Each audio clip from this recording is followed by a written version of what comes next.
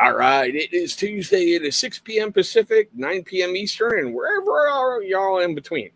Now, tonight, we have a treat. We have an incredible friend of the channel and a personal brother of mine coming back on, and we're going to talk about some very, very interesting things. But tonight's going to be a bit of a flashback, okay? Mr. Gary is kind of in an undisclosed location at this point, having to use not his own Wi-Fi. So if there's a bit of a lag, we really can't control it. But for those of you who've been with my channel for a while, you're used to, well, the lag zone. But still, Sober Chef Eric, I see you popping in. How are you, my brother? Now, Gary, I know who you are. Iron Wings, how you doing? I know who you are. I've been a fan of yours for a while, ever since, well, I did your colonoscopy for free. Tell the world about yourself, man. Introduce yourself to everybody. Hey, what's up, guys? Well, Gary Lafleur here. We're a small batch beard oil Lafleur Company, small batch beard product maker based out of Dallas, Texas. Founded in May of 2018, incorporated July of 2018. Basically do small batches, which basically means, for a particular beard oil, the most I'll do is I'll make 200 bottles worth of an oil at a given point. Friends that gave me inspiration for various scents. At the time, I was a consultant. I was on the road Monday to Thursday, and when I get back Thursday night, Friday would be spent making some beard oil, and work on that for the weekend. And basically over the course of summer 2018, and about 7 micro batches, I'd call them, where I was trying out different formulas. I'd send out the samples to friends and family on Monday before I headed to the airport. And come February of 2019, launched my web store and also Amazon. And then I believe it was July of 2019, got a nice little notification. I think it was Instagram. Chris had noted that, I did a review of one of my beard oils called the Lindsay. Still my favorite. Which is a Cuban Cuban tobacco. It'll be making a comeback, don't you worry. Black pepper, but hickory, the Lindsay, yep, black pepper, hickory, Cuban tobacco, and bourbon. And the thing I remember is that Chris liked the oil, but he had a lot of questions about the company. For you guys that aren't children, if there are children in the room, feel their ears. But I should have lubed up. I should have lubed up myself before watching that, because he was pretty rough. But when anyone has things that are objectively correct, like I had been running the business on my own, and in wearing all the hats, you kind of become a master of none, right? Jack of all trades, master of none. Right. And so there were just mistakes I had made in like messaging on our story on our website and on Amazon. Things were pretty redundant. Probably still are a little bit, though I have gone through and tried to draft a little bit better. But yeah, so I reached out to Chris, and we had a live stream that day. And his next review of a Lafleur Co beard oil was about the same length as the first one, but we were able to discuss a lot of the things that he had questions on, and since then have built up a pretty strong friendship. Yes. Life has been a little crazy. Some may call it a dumpster fire on occasion, but Chris has been there to bounce ideas off of, and it's just been a good friend. So Eric, what? Huh? I said hi to you in the beginning. Yeah, what the hell? Anywho, yeah, I was going into my monologue, Eric. I'm sorry.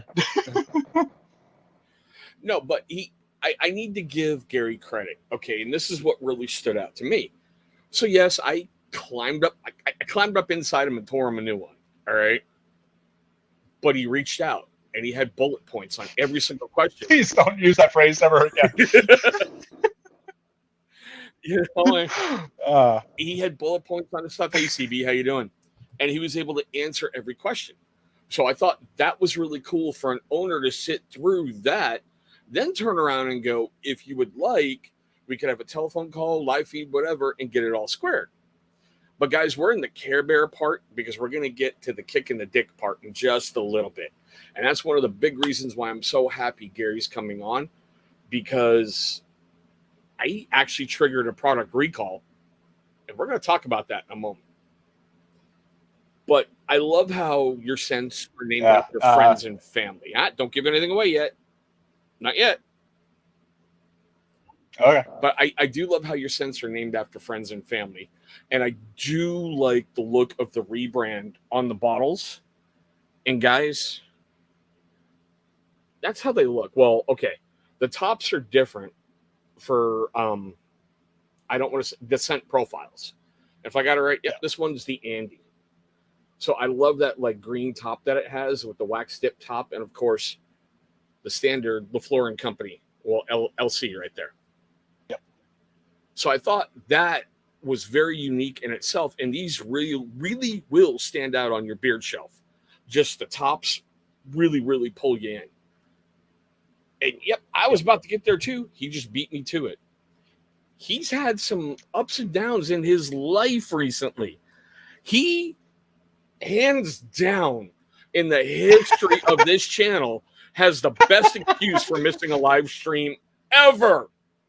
Okay? Ever. The birth of his newborn trumps the no lag zone. That's all I'm going to say. Yeah, so for those of you not in the know, my son turned 4 weeks old today. And that's important because 4 weeks ago today, I was supposed to be on a live stream and we were going to shave off my beard. Details on that shortly. Yes. But like, my son was due October 6th, which was 8 days after, when I was supposed to be on a live stream. So we thought we were good. Most first-time mothers tend to be a little bit, late. So we, when Chris, reached out about coming onto the channel, it was just like, okay, we should be safe. 8 days early.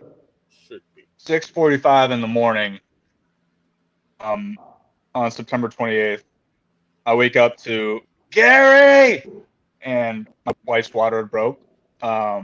So I texted, Chris, like, hey, sometimes water, breaks like 2 days in advance before there's an actual birth. So I'm going to have to play it by ear. And then an hour or two later, her contractions started in earnest. So we did a water birth. We did through a birthing center. So my wife did nothing with any painkillers. She's an absolute beast. And like, she was at 9.5 centimeters from like 3 or 4 p.m. until he was born at 11:21 p.m.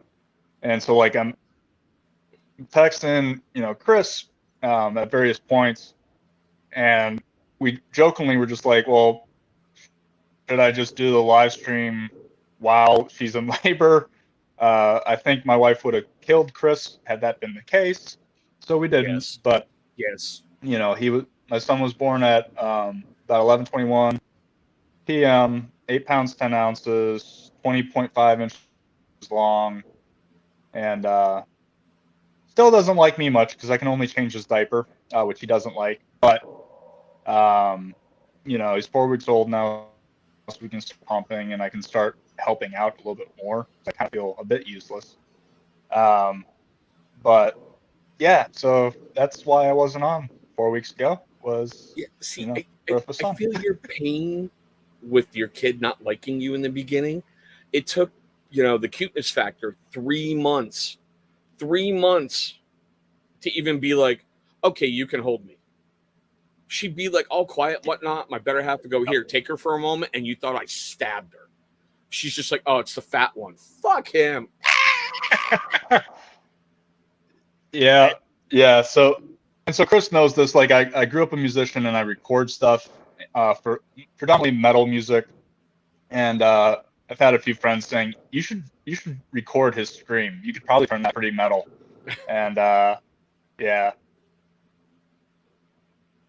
But mom and haven't baby, yet, but it's in my brain loop. So yeah. So mom and baby are doing good. what's that? Mom and baby are doing good. They're doing good. My wife unfortunately has had to be the only parent for the past about week and a half. I went up to Michigan, the northern part of Michigan where I grew up, for a funeral about a week and a half ago. And a few days into being here, I had a breakthrough case of COVID. So I've been in isolation for a week, which is why, like, this isn't my home. This is a hotel room in northern Michigan. There is a little bit of a funny story there because, like, I got all dressed up for the funeral. Normally, like, my beard routine is first thing out of the shower.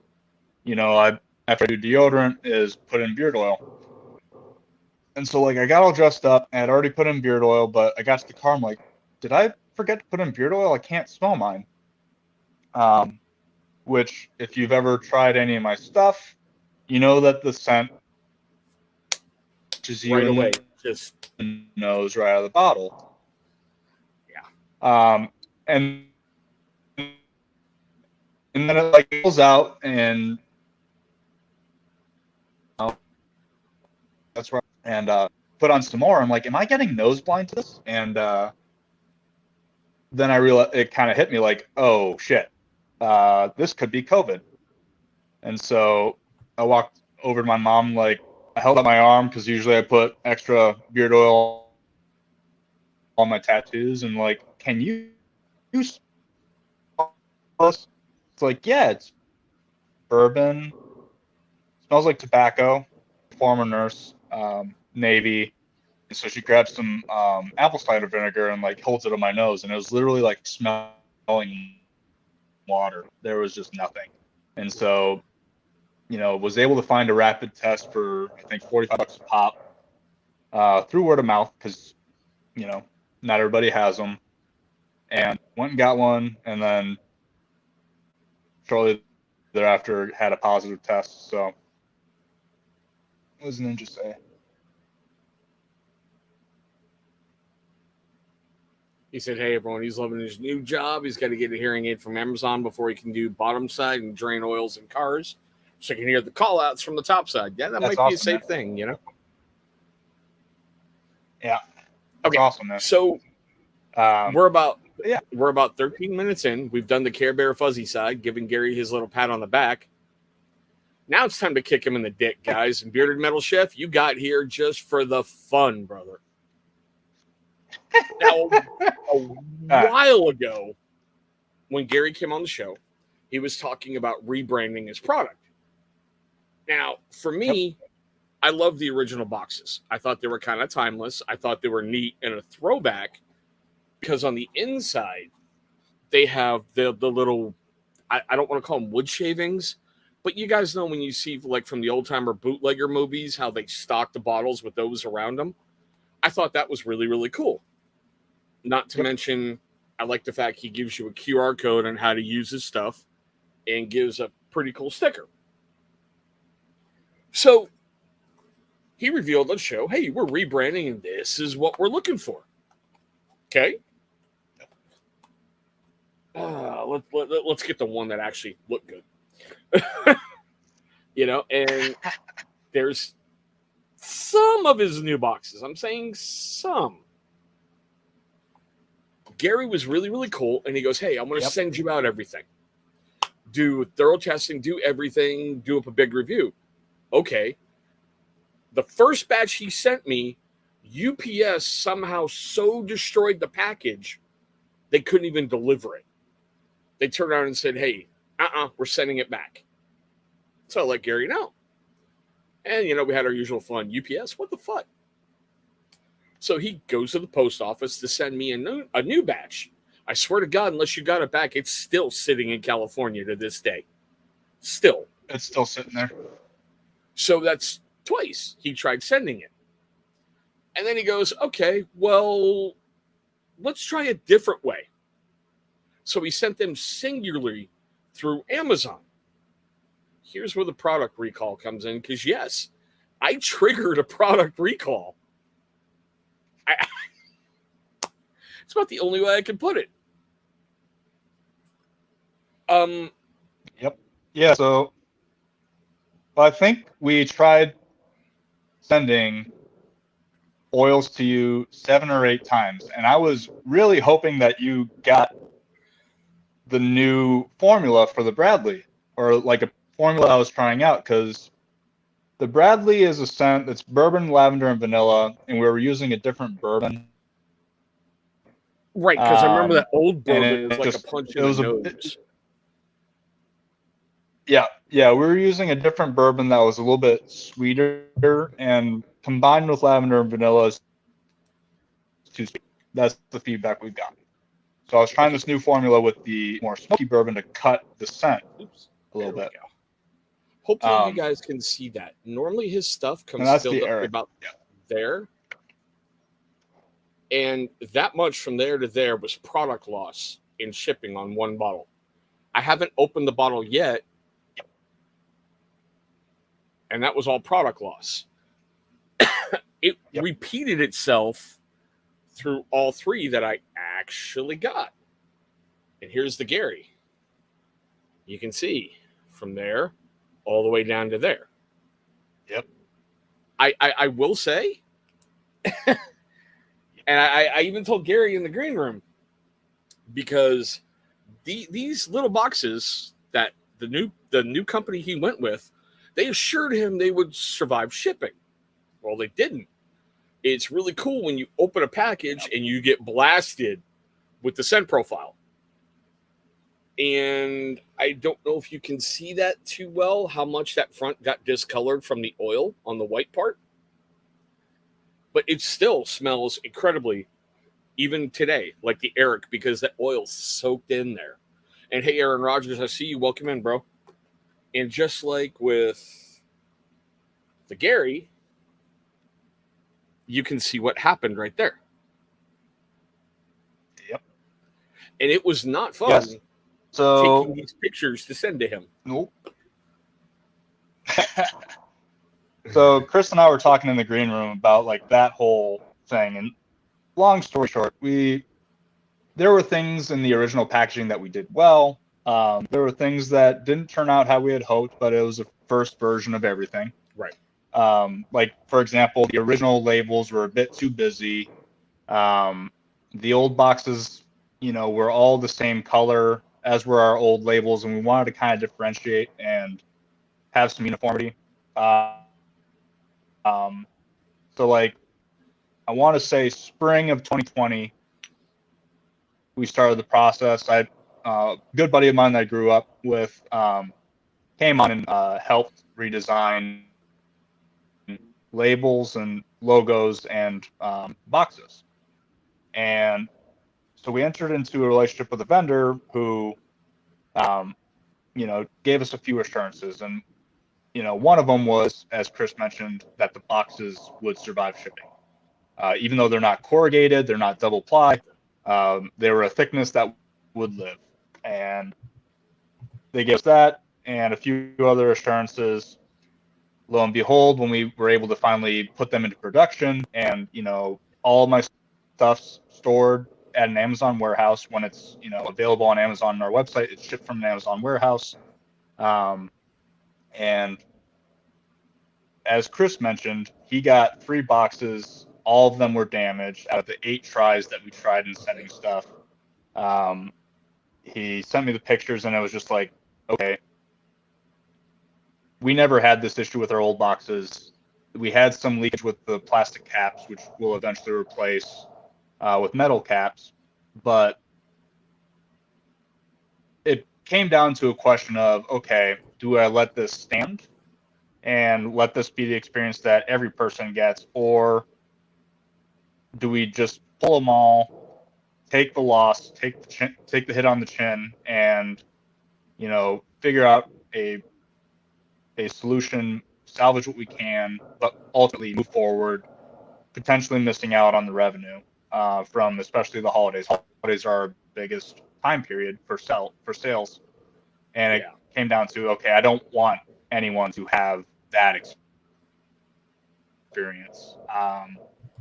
So while Chris, may have triggered a recall, I'm glad that he was the one that triggered the recall, not, someone giving me a 1-star on Amazon, which would really screw up my ability to sell without, heavy advertising costs. So yeah, we ended up cutting ties with that vendor. They, didn't back up any of their guarantees, like with the issues that we had. Boxes weren't the only issue that we had. So yeah, that's kind of where we're at. About 10% of what I recalled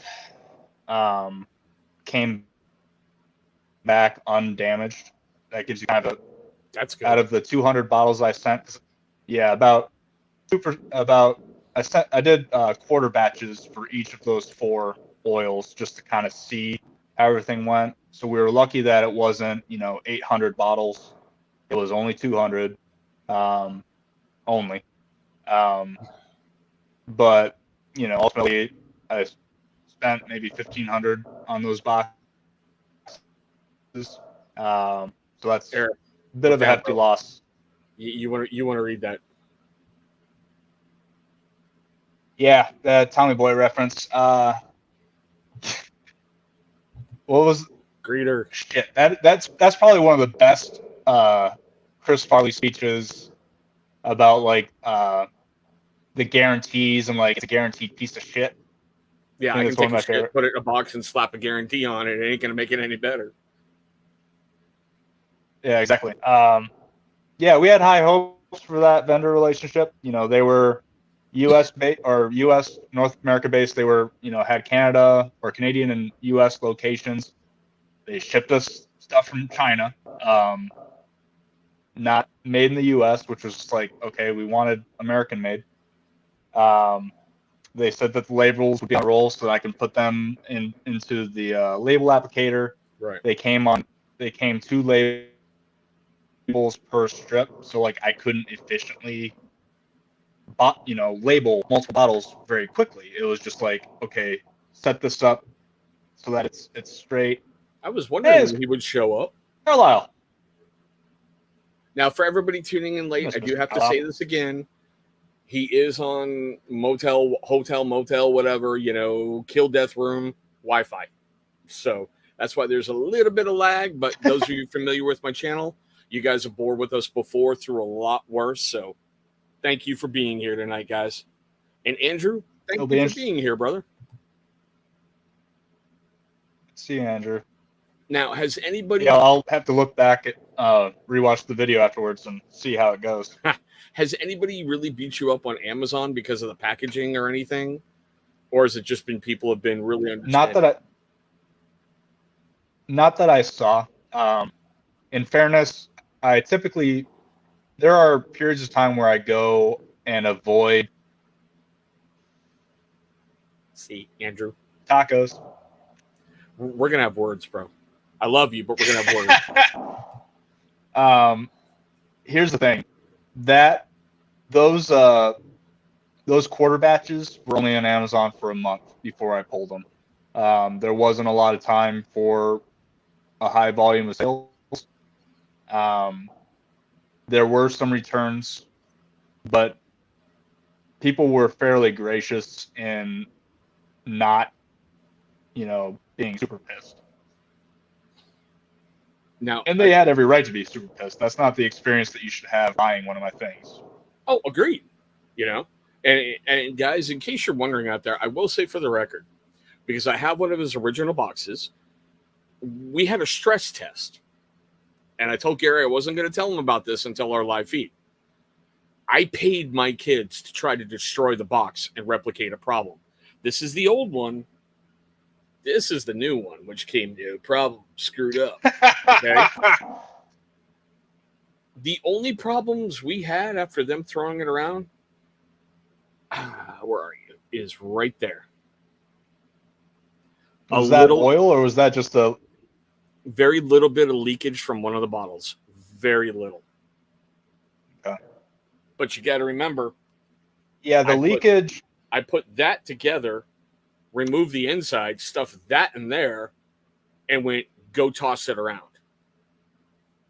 So. Yeah. Eric, you be well, brother. Good to see Eric. Lesson learned. We probably tried to change too many things at once. And despite the guarantees, like, let's go with corrugated boxes. Ultimately what we're going to end up doing is, we do have inventory on hand. If you want to say it, Gary, you can. I don't know if he will, Greeter. Lafleur Company. Oh, the name of the vendor? That's what I'm thinking he wants. Yeah, the vendor, just in case you're an entrepreneur and I want to protect anyone else from having my same issues, don't go with Pack Factory. Just don't. Well, I will say this. If they did your labels, the labels look awesome. Not saying your old labels were trash or whatever, but hey, Shaky, how are you, brother?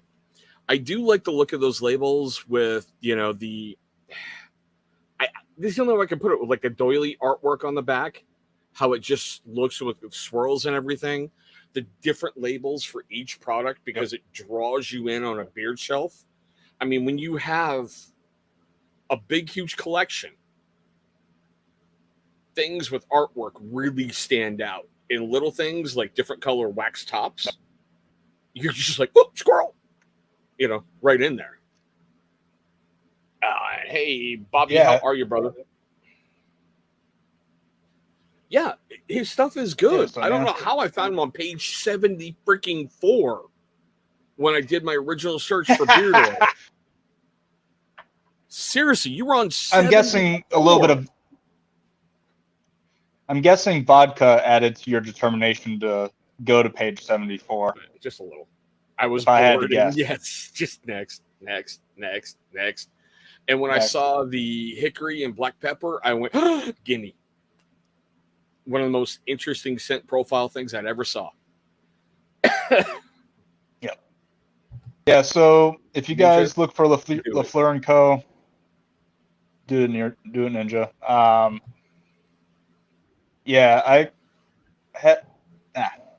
The smoking thing brought me to another. I'm going to stay on topic. Okay. Squirrel. Hey, when I get back to Texas, squirrel.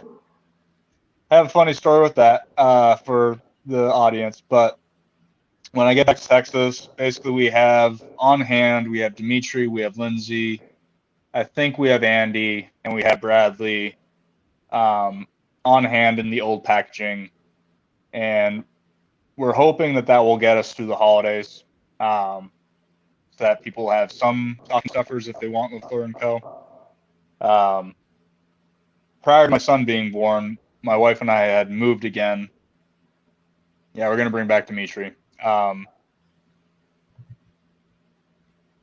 But yeah, so basically we moved to a smaller space, and I don't have a lot of space to make things where the dogs don't roam and where the kids don't roam. Quit trying to burn down your place. There we go. Yeah. So we're going to try to get through the holidays and hopefully post basic combat training, BCT, which we'll talk about in a sec. I'll be able to join some company and be able to afford a small studio apartment to actually, make stuff and have as my own workspace. Because, I do think that the FDA has a good point. Like your production space for making things that go on people's skin and hair should be clean, should be sterile, should be able to pass FDA inspection. And I have a baby. I have a newborn. I have 3 dogs. I don't have a place in my home that I can do that. Not even the kitchen. Sorry, Dogs go there. there's drool everywhere. Yeah, so that's where we're currently at. It's basically coming down to like, okay, we don't have space. We have a lot of life changes. Like I said, life's a little bit of a dumpster fire at the moment. And still waiting on military to process stuff, so that I can actually join and eventually re-enter the workforce. And as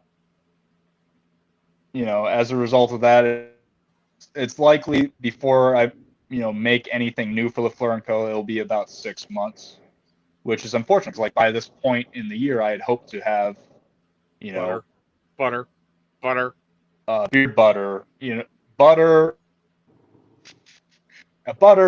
more scent profiles. I had hoped to be along further in the process than I am, and just life happened.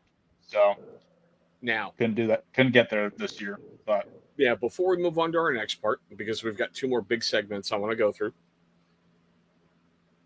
With your experience with your rebrand, if any small batch company like yourself is looking at doing a rebrand, what would you suggest they focus on first? So we focus pretty heavily on the design. As you can see, like we did different types of paisley in different colors Paisley, based that's the upon, word I was looking for. that's paisley. Sorry. Yeah. Yeah. So my guilty pleasure when I wear suits is I always have a paisley tie. I usually have a solid color suit, a, conservative solid color shirt, but I like having paisley ties. So that was kind of the idea. So we did a heavy focus on the design. We weren't able to get samples from the vendor, which is, to me at the time, that was a red flag, but I overlooked it because, they said this will survive shipping. And I put too much onus on what they said would happen versus, I come from a risk background. What is the worst thing that can happen? And I didn't listen to that part of my background, which was, what if these things don't work? And so put some scrutiny into the vendor because trust is earned. And I trusted the company when they didn't earn it. And that was a $1,500 mistake. So, if you're a small batch, or, just an entrepreneur, just kind of getting started, be careful where you put your money. Make people earn it. Now, okay, I you just said like 1,500. I know that's not a lot for some companies because some companies can throw away 50, 60,000 just in product alone. Yep. But for your company, did 1,500 really put a kick in the thing, or was it just like, all right, little setback, we can roll forward? But was it like one of those, you know where I'm going here? No. Was it really bad? So it's a good kick in the stomach. Like, I think our revenue, our first year was $7,000. Our revenue the second year was between $8,000 and $9,000. So, like, and Amazon takes a good cut, like a good, 50, 60% cut. So I don't have, like, I do have profitability between product costs and revenue, but when you take in consideration cost of rent and cost of utilities and, all of these other things, I'm not at the volumes yet where I don't care about $1,500. Every dollar counts. Yeah. So it's like, at higher volumes, I wouldn't care. But because we're still working through and making our processes more efficient, as we go along and just trying to make every penny have a return, $1,500, like that's not something I can put back into the company immediately, you know. Right. So Okay. Well, now we're going to move on to another little segment. for the interim, we're going to utilize. Well, that's why we're going to utilize our old boxes for right now. Just 'cause, like, that's what we got, you know. I never had a problem with the old boxes ever in any shipping, any bouncing around, any issues. None. Yep. All right. So now on to another little segment. I've known about this. You've talked about it. You've talked about it publicly tonight. You've joined the military. Yes, sir. Let's get to that. You've had this incredible career doing various little things. I'm saying little as in not, oh my God, he's a corporate raider and we're going to see an HBO, after school special about his life. But he's had a pretty good life with what he's been doing. You joined the military. Let's get down to the nitty gritty, like the why, the where's, the who's. What made you go? So, for those who don't know, outside of beard oils, I've done banking and management consulting for banking for about a decade. About 6 years in, I went back for my master's with UT Austin. As I was telling Chris in the room, it's the best 22 months I never want to do again. Yeah. Just the amount I was able to learn, and that was why Lafleur Co came about. Was more that I wanted to apply that knowledge I had spent more than $100,000 on to learn, and to apply that to a small business, as a side business, passion project, call it what you will. It was just I wanted to do something that I loved doing, and I wanted to apply the knowledge that I had loved learning to that. Going into the pandemic, I was laid off about a month before I got married, and as the pandemic started, my wife, who's service industry, was laid off as well, and we both kind of sat there and were like, we never want to be unemployed again. I was able to pick up a contract with Citigroup doing some change management, and she went and got her EMT certification and then also her fire department certification, because fire departments pay EMTs better. And so that's a skill set that will be useful in any state, any city, any economy. I let the contract go, and about, I want to say August 2020. I had just ended. I had a falling out with my father, who came from a very military background. And I'll admit, like, I initially looked at military as a way of just like, okay, maybe he has a perspective that I don't have. Maybe there's a way to try to bridge that gap with him. And found out later that he has no interest in that. So, that was initially why I looked at military. There are a lot of other reasons, like, maybe it can help pay down some student debt. Maybe put away some money for my child's education. And so that was kind of what I was looking at. And pro tip, if you're looking at doing the military, don't tell your wife when she's like 3 glasses deep into wine. That's just not going to go well. So, boy, you have August of last year, I started. Yeah. She hasn't murdered me yet, and I feel like that's a good sign. Yet. All right, guys. Operative word, yet. Just say it. Yet. But so I didn't go too deeply into the research. I talked to an old Army Reserves recruiter who was a friend of a friend. He gave me some good advice. He gave me some bad advice. And then I reached out to a Texas Army National Guard recruiter, I want to say February of 2021. We had just had that freeze in Dallas. And, it became more evident that the contract wasn't going to be renewed. City, like we had had done what they needed us to do, and that contract was going to end. So basically, the month of April, I went through the process of scheduling MEPs, took my ASFAB, did really well on the ASFAB, did MEPs, signed my papers the next day. We're not worthy. What's that with regard? I know that's a Wayne's World quote, but yeah.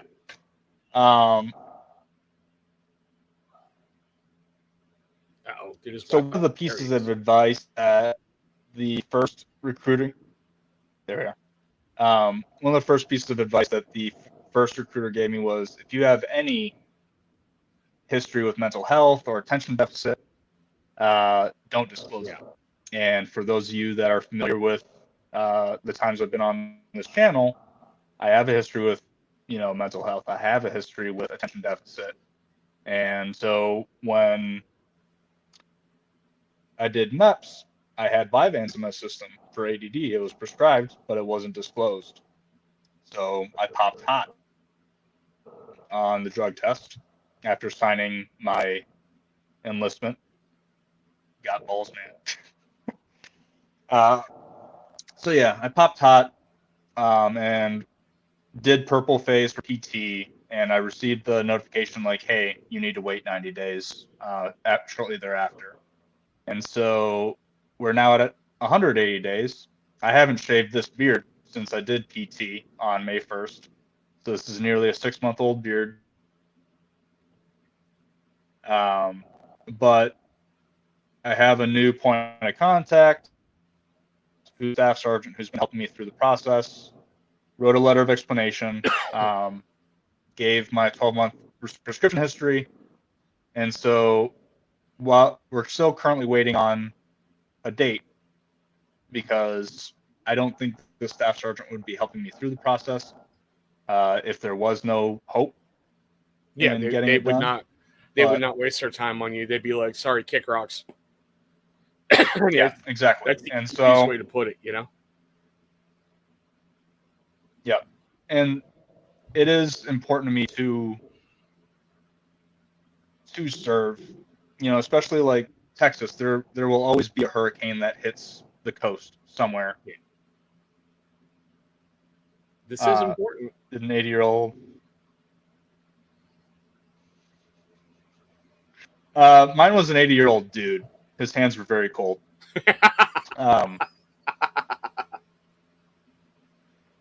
But yeah, you also know how strange it is to be the 32-year-old, very tattooed guy amongst a lot of 18-year-olds.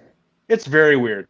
I felt really out of place. But as I was telling Chris in the green room, we had an 18-year-old at PT who at the purple phase. This kid had already gone through basic. Yeah, this kid had already gone through basic and had forgotten his boots. And so we all, sat at 90 degrees in the air just until it was just 18-year-olds are idiots, man. I don't care.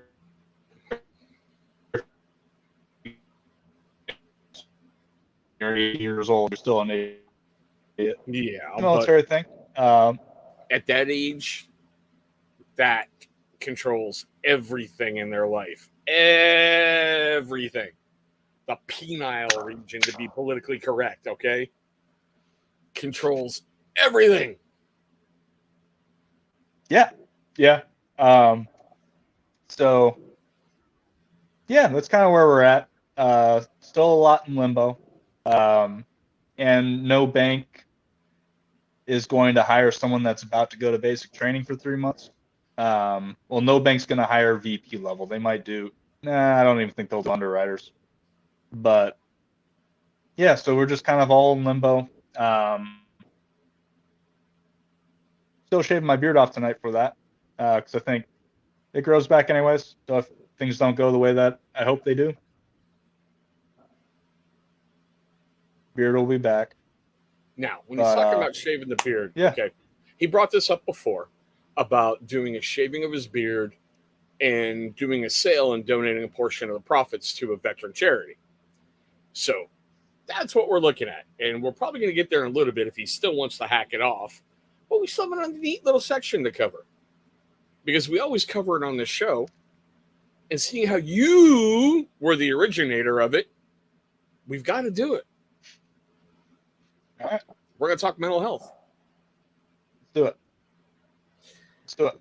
I heard something today, and it's going to be the challenge at the end of the night. I'm going to change up the challenge that I usually throw out there for people. It's funny how much we will prevent ourselves from going where we want to go. We will always come up with something. Costs too much money. I'm too old. I'm too fat. That's too young. I just so many times we stop ourselves from being the best version of ourselves that we can be, but we sit around and go, God, I wish I could be better. Now I'm going to ask you, has this happened to you where you've prevented yourself from moving forward? Mm-hmm. Yeah, especially in the past couple of years. I don't know. There was a mindset for a little bit, a long bit, where bad things kept happening. So, like for example, you and I first met a couple months after, one of my best friends, my dog, of nearly 10 years, had died. Yes, I remember. And yeah, and I'd gotten him during really bad depression when I was a junior in college for undergrad, and his cancer was very aggressive and very abrupt. In the course of a month, he was gone, and so I had issues either falling asleep, and I wouldn't sleep for days, and then I'd subsequently have issues waking up for a day or two, and Jenna got me through that. And then the layoff happened, and then COVID-19 happened, the whole pandemic and working from home. And then, the fallout with my dad. And it basically took kind of a little bit of a shift where life happens for you, not to you, is what I was trying to get to. And, so the past 6 or 7 months, now a little bit longer, I'd say about 8 months, been working on getting back to kind of where I was, I want to say early 2019 / 2018. I was probably the best version of myself, where I was working out every single day. Even though I wasn't treating my ADD for a long time, I had all these coping mechanisms that helped me. Yeah. So that included diet, that included, lifting, that included cardio, living life by a checklist, because I'm always doing something. There's always something to be done. So therefore, I should not be bored. I should not be sitting around. Yet during the pandemic, a lot of those bad habits were just what is there to do but to sit around? Sit around, eat and that's not the Cheetos, correct drink, answer. and watch TV. Yeah. Yeah. So I'm working on getting back to that for myself, and it's a hard process. The next thing I need to do is I need to quit nicotine. I had quit nicotine for 3.5 years, and then when I was a consultant, I had a client was the absolute, and I let myself become complacent enough to where just rough it and get through the 4 days of withdrawals, and for whatever reason, I just don't allow myself to do that. So that's the next step for me. Well, I will say, from the outside looking in, brother, since I've known you and heard you talk about your life, it's really funny, and I'm calling it pre-Jenna and post-Jenna, how much your life has changed since you met her. Yeah. And I also think with all the things that happened, had I not met Jenna, today is what, the 26th? 26th, yeah. So tomorrow will be, I've known her for 4 years. Tomorrow will be 4 years from our first date. And so had I not met her 4 years ago with all the shit that's happened in the past 4 years, I don't think I would have gotten through it. She has been someone who has given tough love when it's needed. She's been a support for when I've needed support. And one of the things I'm working on in the next 6 months, as well as like, there's a level of communication that I'm not doing well at, and I need to get better as a husband and, as a father in that respect, is communicating. Because sometimes it's just too easy for me to get in the back of my head and not explain how I got from point A to point C. It is for everybody, because we're all like, look, I know what I'm doing. Get out of my way. Don't talk. Just, I've got this. When in reality, it's, well, the Chinese fire drill running around the car with the whole car burning, and you're like, what do you do? What do you do?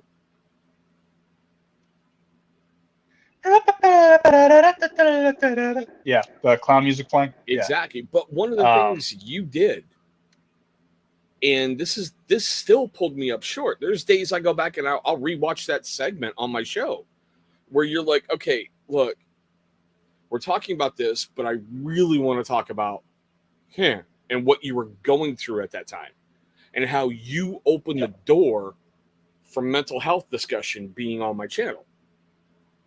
Anybody watching this at this point, he's the first person who brought it to the channel. It wasn't planned. He just, I want to talk about it. The floor's yours, bro. And one of the things I'll say, one of the things I've been doing very deliberately the past few months has been talk therapy. I had been wanting to do talk therapy for about a decade. And the reason why I really haven't is, like, it didn't feel like talk therapy was super accessible. Like, especially in Dallas, you got to fight 30 minutes one way in traffic or 30 minutes to an hour to go talk to a therapist who's hopefully in your network. And then you're exhausted by the end of your hour session because you talked about some deep shit. And now you got to drive an hour back home from that. And I think if there's anything good that's come out of COVID, it's that, and this is a small thing to some, but it's a big thing for me. It's like, virtual talk therapy is now more widely available and it's more accessible. And that's what I've been doing the past few months, is like, hey, I am an emotional knot of like all of these things that happened when I was a kid, as an adult, past couple of years, and it's a heavy burden for my spouse, for her to be the only person that I speak to about this, or even my friends. And I have an issue sometimes reaching out because I know everybody's dealing with something. So doing talk therapy has been helpful in that respect. And I acknowledge, like, when shit does hit the fan, I do need to be better about reaching out to friends and family about it. And that's something I am working on. But, having someone where I know, like, the purpose of that conversation is they're there to help me work this knot and try to understand why I feel the way I do, get validation. For example, like, having COVID this past week, I was pissed because, like, I work part-time at a restaurant to help pay the bills right now while I wait for the military. And I am the only person in that restaurant who wears a goddamn mask. And so it felt like someone walked into that restaurant, didn't wear a mask, and probably didn't care. And so I was pissed off, which is like, it's okay that you're pissed off. Like, to be able to talk with someone and get these things off your chest and not really feel any of the worries of, like, am I putting too much on this person? If you have the opportunity to talk therapy, I recommend it. I'm finding it very helpful, and it's helping me communicate a little bit better with my spouse and also my friends and family. So. Now, see, on an offshoot to kind of make you smile for a moment, every time I hear you talking about working a shift in that restaurant, I'm like, this is a guy who's signing multi-million-dollar contracts, getting stuff organized, getting things done. Now it's like, look, I said there's 3 pieces of bacon with a number 2. You know, I'm like, yeah, it's been humbling. It's been humbling because that was not why I went to grad school, to end up working in a restaurant. But, you know, I got a kid. I have a wife, and this is how I got to pay the bills for right now. So that's what I'm doing. It's also a nice little change from working from home, dealing with a bank, in that, like, I'm actually social. I wasn't social for a while there, and it showed. okay, see, guys, when he's talking about that, what he really means is now he has to put on pants. All right. Yeah. That's all I'm saying. Yeah. Got to put on pants, got to hide the tattoos. You know, it is what it is. Okay, so I love how you brought up talk therapy. Seeing how you have a newborn, I know. Okay, let me pull that up.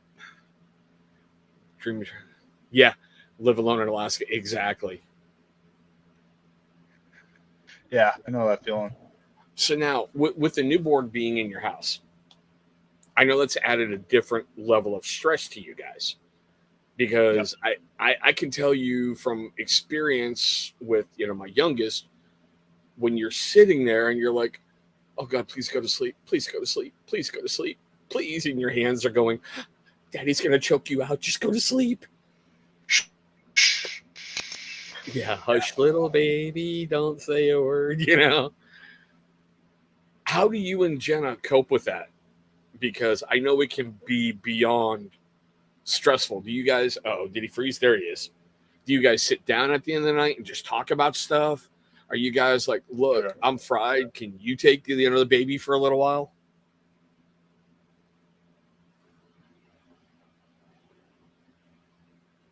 So usually at night, uh, I get a shift at the restaurant, and so like I'll change that. But try to put him to sleep that way. Usually in the morning, Jenna unfortunately gets less sleep than I do, which is not ideal. That's currently just where we're. And sometimes he just is difficult to fall asleep. I'm no longer using melatonin, so that should be helpful in me waking up if he wakes up at night Right. and a diaper needs to be changed. But prior to leaving, like, Jenna unfortunately had the brunt of it because she was home all the time, and I was, doing evening shifts, occasionally a double. Um, but Thanks, Bobby. the process is going to be changing. Good to see you, buddy. Process is going to be changing when I get home. I'll be able to eat now. So I fully anticipate that she's also about to go back to work, which is the same restaurant that I'm currently at. While she's in feeding this child, keeping him clean, and then putting him to bed. So communication, like I said, I'm not the best communicator, and that's something that I'm just working on, so that everything goes smoothly in the course of a day. And so I think work on. I don't want to call it a debrief. Yeah, I think an evening debrief is probably not bad. Probably what we'll end up doing. Sweet. But okay, we're kind of at the hour mark, and I just heard a loud crash downstairs. So unfortunately, I got to go be a dad and figure stuff out. So we're going to kind of do the wrap up here. All right. Fair enough. Now, normally at this point, guys, this is where I throw the challenge out. But this week's going to be a little bit different for anybody who's still here and anybody who's watching it till this point. Here's your challenge for this it's going to be important. I want you to stare in that mirror and give yourself permission to be great today. Seriously. Because I feel we're holding ourselves back. I feel we are our own worst enemy. And if you can look at yourself in that mirror every morning and go kick it in the ass, it could give you that boost that you need.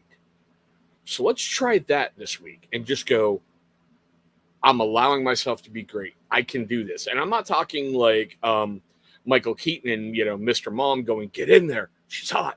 You got it. No.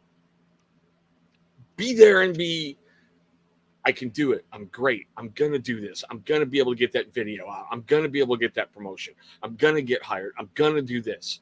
Give yourself that, because when you start voicing negative stuff, you give yourself permission to fail. Now, as I always do, Gary, anything you want to add to that? Nah, but we're doing this real quick.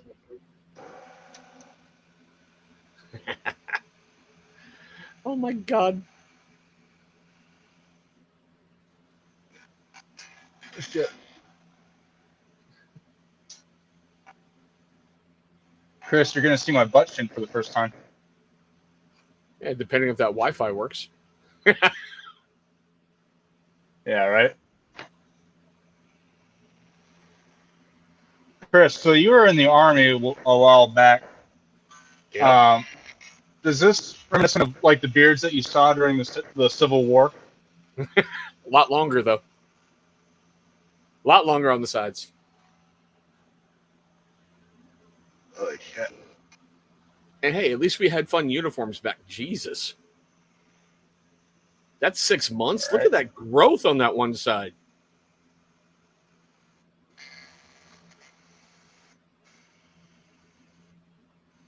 I told you guys. Yeah, so you get a nice little diagram of how much my... Yeah, look at that.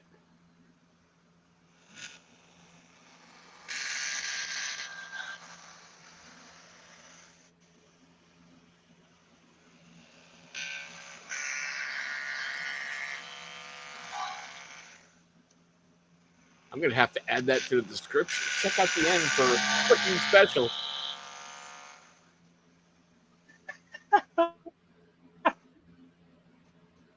Oh.